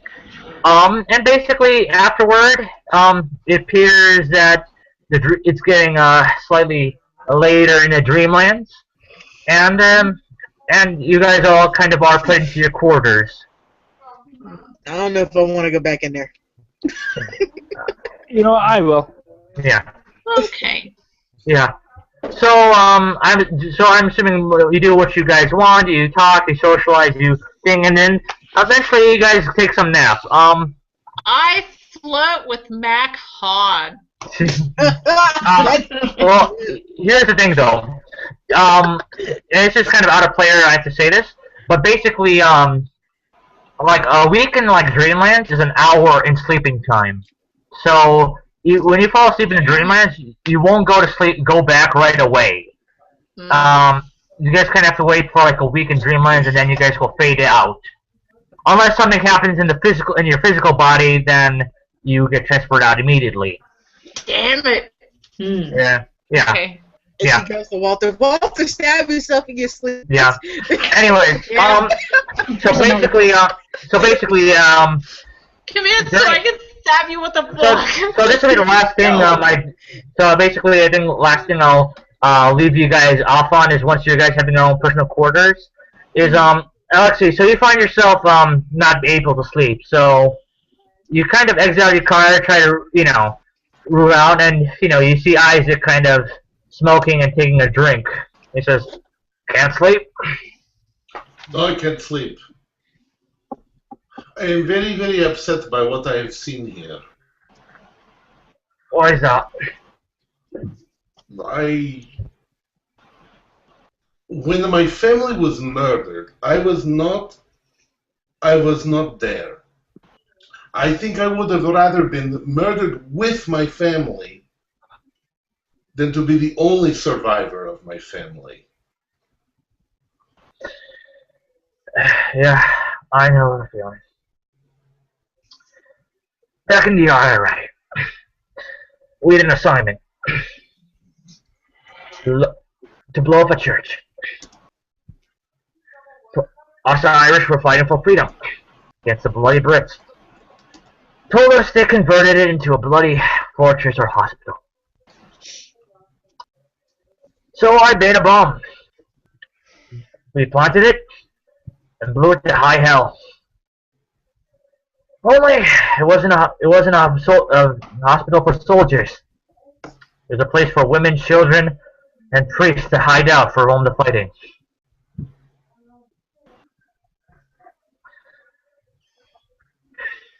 I think that's much worse.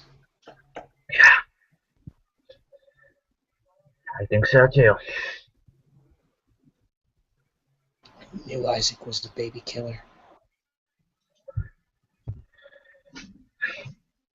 And now we find ourselves with our dreams coming to life. Well, the thing is that they did come to life a long time ago in the other world. Now we have a chance to let them go. Or so we're bloody told. I don't want to let go. I want to kill them all. Well, I can't let go. I can't kill. I can't even stop hiding from it.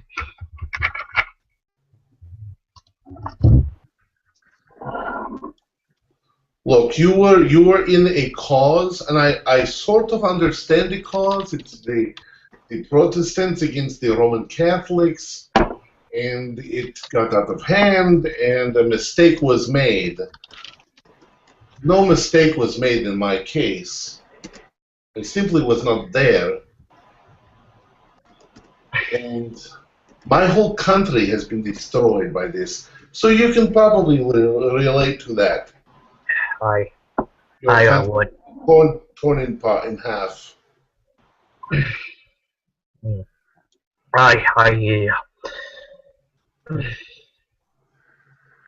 And basically, I think I'll end there. Is that alright, or is there something else you want to say? Last final closing words. I think I'm going to go find the cats and pet some. Sounds like a plan. I'm going to drink myself to sleep. Anybody insane yet? We're done. Yet? Yep. I was doing something. I tried to start a cat fight, but it couldn't happen. Yeah. I was trying to do something called character development. Oh, I've heard of that. Yeah. Yeah, I think another writer told me about that. Sounds boring. I don't know. I think it's some kind of newfangled thing. I don't know. Whatever. I'm pretty sure Pete Rawlick doesn't subscribe to it. Yeah. Yeah. Love you, Pete. I tried to tell Pete about character development, and he's just like, dude, it's with the title thing. Doesn't need any characters. No, Pete's books are very good. Okay. Nice wig, Leah. Thank you. I was trying to flirt, but I can't flirt. You can't like what? I said, this Dreamland I sucks. can't flirt. I can't flirt on the train. I can't steal anything. I can't Can't coerce distract anybody. anybody. Can't distract this. This place sucks for Walter. Can't even steal a I tried my silverware. best to distract that one lady. Try getting a massage. It's very nice. I think Totally got the I happy think ending. I'm gonna pass. I think I'll pass on that. Nah, Yeah. you can have the massages. I'm good. No, Lex- that's I'm No, not this saying is massage. not the hentai express. Thank you. I was gonna say. Well, thanks, Patrick. Yep. Thanks for. Thank you very much. Thank you, Yes. Patrick. This was awesome. Another good job, buddy. Yeah, Patrick, man, you're really turning into an awesome game master, man. I hope so. No, I'm not saying that. You are. Well, thanks for playing, guys, and thanks for everybody watching now and Mike. later. We'll do this again next Wednesday night. And for those who are interested on our Sunday show, Sundays at 6 p.m. Eastern, Jesse Willington will be here for Letters to Lovecraft. So. Awesome. Yeah. All right. Thanks again, Patrick. Thanks, guys. You No guys have a problem. good rest of the week. Thanks, Cheers, Mike. Mike.